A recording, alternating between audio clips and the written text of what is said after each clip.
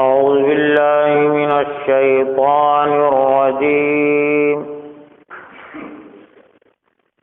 بسم الله الرحمن الرحيم. هو الذي خلق لكم ما في الأرض جميعا ثم استوى إلى السماء فسواهن سبع سماوات وهو بكل شيء عليم. صدق اللہ العظیم. محترم حضرات، یہ سورہ بقرہ کی آیت نمبر 29 ہے، اور یہ سورہ بقرہ کے تیسرے رکوع کی یہ آخری آیت ہے. اس آیت میں اللہ تعالیٰ نے اس دنیا میں انسانوں کو جو اختیارات دی چیزوں سے متعلق، ایک طرح سے انسانوں کے اس اختیار کا تذکرہ ہے، اور پھر ساتھ ہی ساتھ اللہ کی عظمت اور اس کی بڑائی بھی اس آیت میں بیان کی گئی. آیت کا ترجمہ اس طرح ہوگا: وہی ہے وہ اللہ جس نے پیدا کیا تمہارے لیے جو کچھ زمین میں ہے سب کا سب، ما فی الارض جمیعا. پھر وہ متوجہ ہو آسمان کی طرف، اس نے توجہ آسمان کی طرف کی، بس ان کو بنا دیا 7 سماوات، 7 آسمان، اور وہ ہر چیز کا جاننے والا ہے. یہ آیت وہ ہے کہ جس کا مضمون قرآن مجید میں مختلف آیتوں میں بیان ہوا ہے. کہیں پر اس انداز میں بیان ہوا ہے کہ سخر لکم ما فی السماوات و ما فی الارض، اللہ نے تمہارے لیے مسخر کر دیا. اس کا ایک ترجمہ کیا گیا تمہاری خدمت میں لگا دیا، جو کچھ آسمانوں میں ہے اور جو کچھ زمین میں ہے. اور کہیں فرمایا گیا کہ 7 آسمان پیدا کیے، زمین و آسمان، خلق السماوات والارض فی 6 ایام. زمین اور آسمانوں کو اس نے 6 دن میں پیدا کیا. زمین اور زمین میں جتنی چیزیں ہیں، آسمان اور زمین کے درمیان میں جتنی چیزیں ہیں، گویا کہ ان تمام چیزوں سے متعلق کہا گیا کہ 6 دن میں ہم نے پیدا کیا. یہاں پر جو بات کہی گئی کہ وہی وہ ذات جس نے تمہارے لیے پیدا کیا ما فی الارض جمیعا، جو کچھ زمین میں سب کا سب. اب اگر انسان اس زمین سے چیز حاصل کر رہا ہے، سونا چاندی نکال رہا ہے، یا اور بھی وہ نئی ایجادات وہ کر رہا ہے، تو اس میں اس کا بہت بڑا کمال نہیں ہے. اس لیے کہ یہ چیز تو پہلے سے اس کے لیے مسخر کر دی گئی، اس کے تابع کر دی گئی. تو ہوائی جہاز کا بنا لینا، ریل کا بنا لینا، اور بھی مختلف چیزوں کا، تو اس میں بہت بڑا انسان کا کمال نہیں ہے. یہ چیزیں پیدا کی گئی انسان کے لیے. جو کچھ آسمان میں اور جو کچھ سخر لکم ما فی السماوات و ما فی الارض.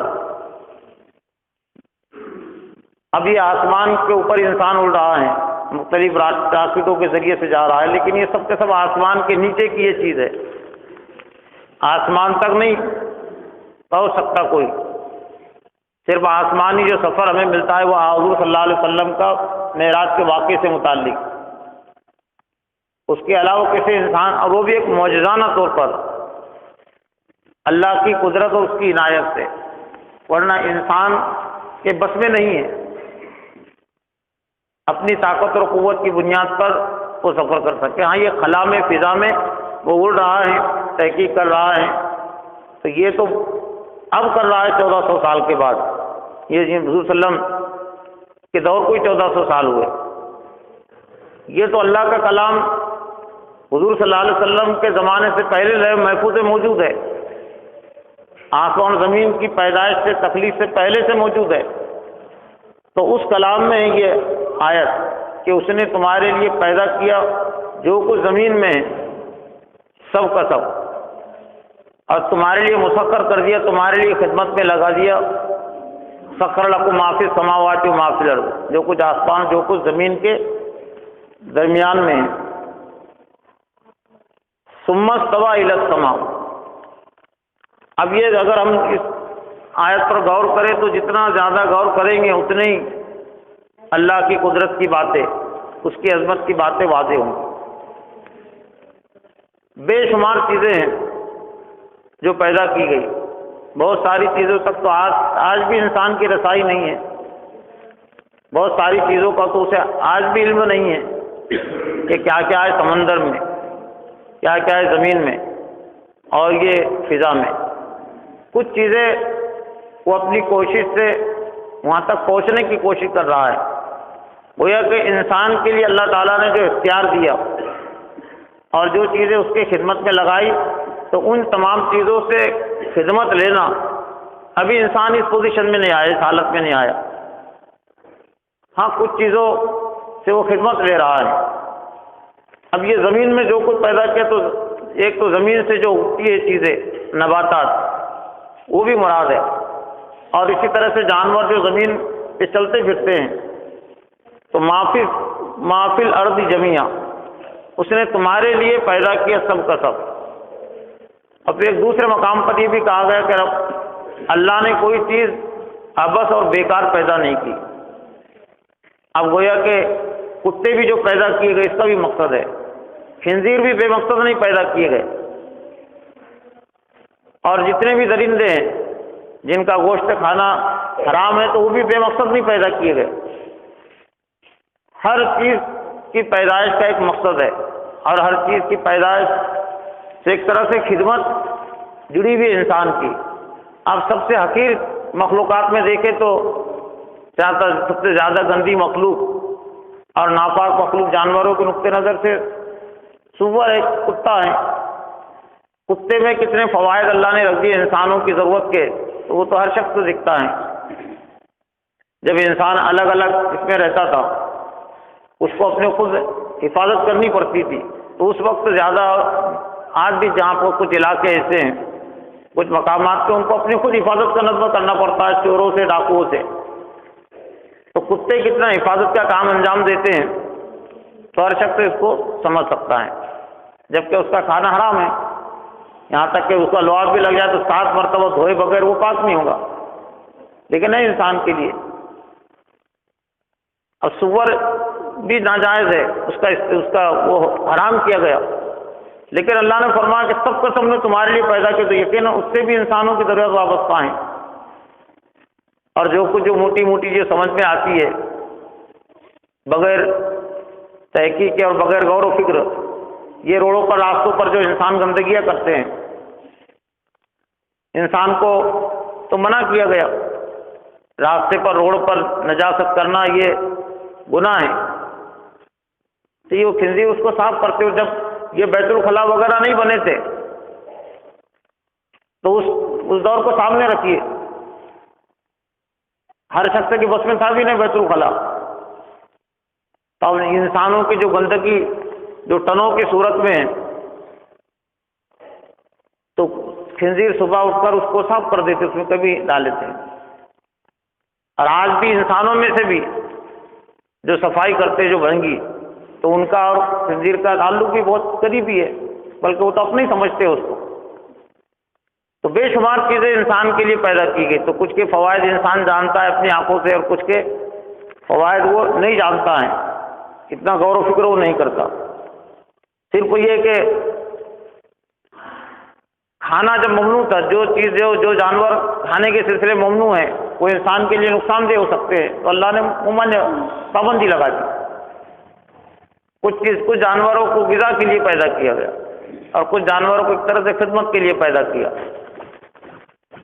ثم استوى الى السماء فسواهن 7 سماوات، اس سے ایک چیز واضح ہوتی ہے کہ پہلے زمین، ویسے دوسری آیتوں میں سے بھی کہ زمین پہلے پیدا کی گئی، اس کے بعد پھر آسمان۔ یہاں پر اللہ نے فرمایا کہ تمہارے لیے ہم نے پیدا کیا جو کچھ زمین میں سب کا سب، ثم استوى الى السماء، پھر وہ متوجہ ہوا آسمان کی طرف، آسمان بنانے کی طرف، اس کی تخلیق کی طرف۔ فسواهن سبع سماوات، بس اس کو برابر کر دیا 7 آسمان، جو ایک کے اوپر ایک ہے۔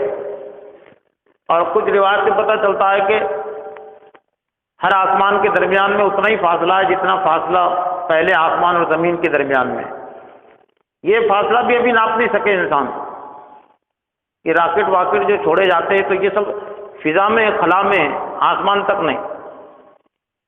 یہ چاند یہ بھی فضا میں، خلا میں تیر رہی ہے، بے شمار ستارے سیارے، انہی میں سے سورج بھی ہے، انہی میں چاند بھی ہے، اور الگ الگ ناموں کے ہیں۔ آسمان اس سے پہلا آسمان بھی اس سے آگے کی چیز ہے، تو اتنا ہی فاصلہ ہے جتنا پہلے آسمان زمین کے درمیان میں ہر 7 آسمان کے بیچ میں۔ اس سے ہم اللہ کی قدرت کا، اس کی عظمت کا، وسیع کائنات کا ہم اندازہ ہم کر سکتے ہیں۔ جو جتنا زیادہ غور کرے گا، اگر آج کے دور میں کوئی اگر صحیح سائنسداں ہو، صحیح تحقیق کرے، تو وہ صحیح طور سے اللہ کا بندہ بن سکتا ہے۔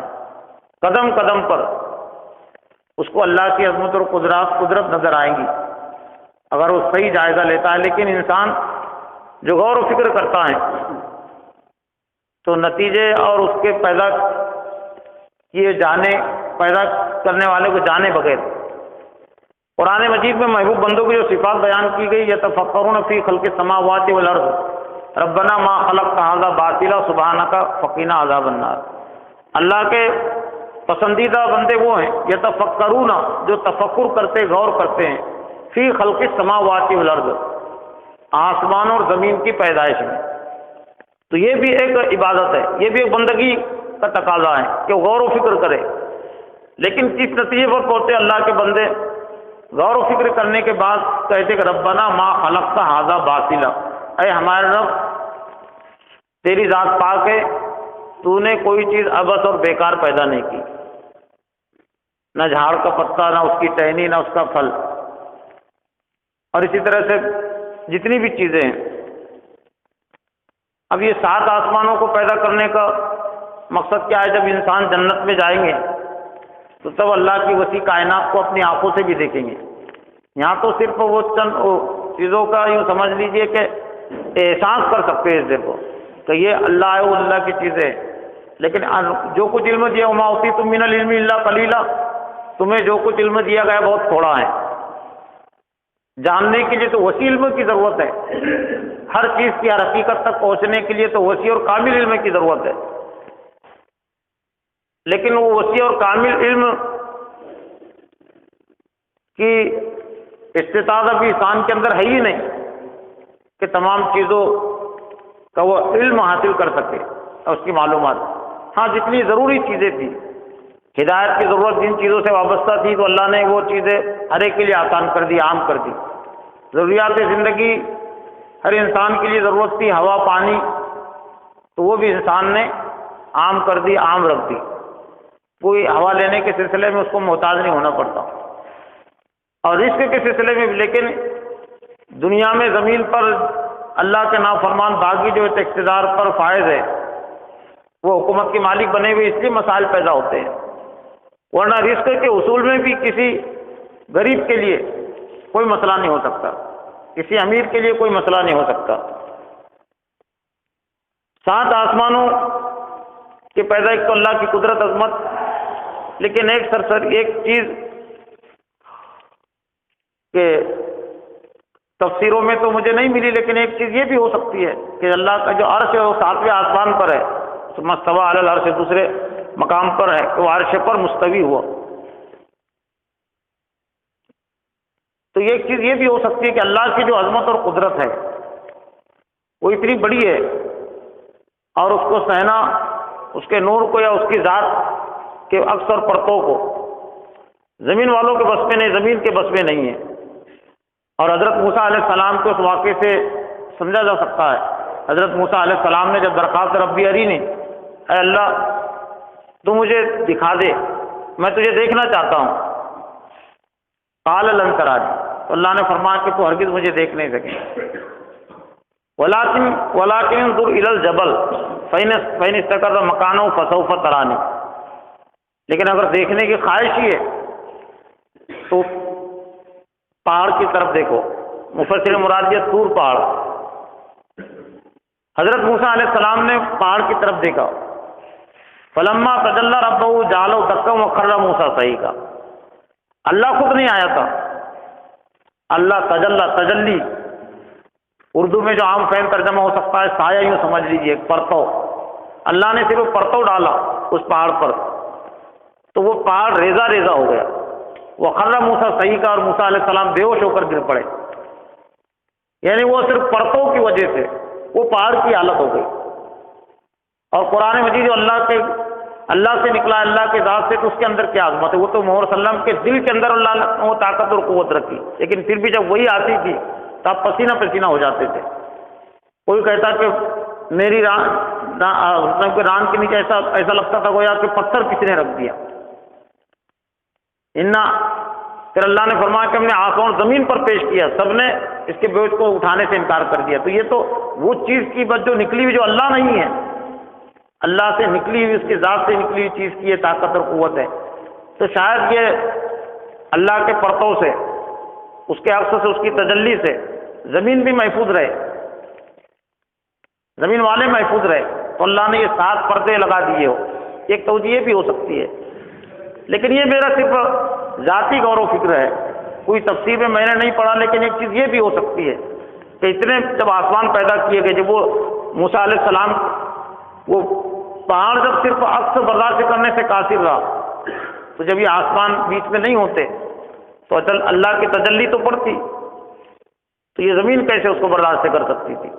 اور زمین پر رہنے والے، تو اللہ کی عظمت وہ بھی قائم رہے، اور اللہ کی عظمت کو بوجھ برداشت کسے نہ کرنا پڑے، تو شاید 7 آسمان اللہ تعالیٰ نے ایک کے اوپر ایک پیدا کر دی، اور اس کا عرش وہ 7ویں آسمان کے اوپر ہے، عرش جسے کہتے ہیں مستقر، اللہ کے ٹھہرنے کی جگہ۔ لیکن جب میدان محشر قائم ہوگا تو یہ بھی ہے کہ عرش کو فرشتے اٹھائے ہوئے ہوں گے، اور وہ فرشتوں کی تعداد بھی جو بیان کی، عرش کو 70,000 لگامیں ہوں گی، لگام جس طرح سے گھوڑے کو لگام ہوتی ہے، 70,000 لگامیں ہوں گی، اور ہر لگام کو 70,000 فرشتے تھامے ہوئے ہوں گے۔ یہ ترجمہ حدیث میں بھی ہے۔ تو پھر تشریح میں مولانا محمود الحسن صاحب، اس کے جو مصنف ہیں، انہوں نے وہ حساب بھی پیش کر دیا، تو یہ تعداد ہوتی ہے 4 ارب 90 کروڑ فرشتے۔ دنیا کی جو موجودہ آبادی ہے 6.25 ارب، 6.5 ارب اس وقت۔ فرشتوں کی طاقت اور قوت انسانوں سے کئی گنا ہے، لیکن وہ عرش جس پر اللہ جلوہ فرمائے، وہ عرش کو جو لائیں گے تو 70,000 لگامیں ہوں گی، اور ہر لگام پر 70,000 فرشتے، تو ان کی تعداد ہوتی ہے 4 ارب 90 کروڑ فرشتے اللہ کے عرش کو تھامے ہوئے ہوں گے۔ اب ایسی عظمت والی ہستی اور ذات، ظاہر بات ہے کائنات میں اس کی عظمت کو اور اس کے جلال سے کہ وہ دب نہ جائے، کچھ پردوں کی ضرورت تھی، تو شاید یہ اللہ تعالیٰ نے پیدا کی ہو۔ اور پھر پہلے آسمان سے تو بے شمار انسانوں کی ضروریات بھی جڑی ہوئی ہیں۔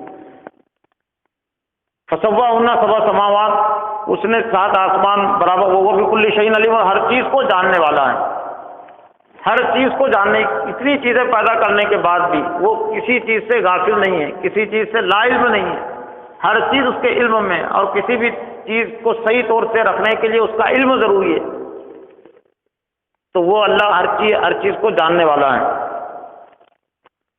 اللہ سے دعا ہے کہ اللہ تعالیٰ ہمیں قرآن میں یہ تعلیمات کو سمجھنے، ان پر عمل کرنے، دوسروں تک پہنچانے کی توفیق عطا فرمائے۔ ربنا تقبل منا انک انت السمیع العلیم وتب علینا انک انت التواب الرحیم۔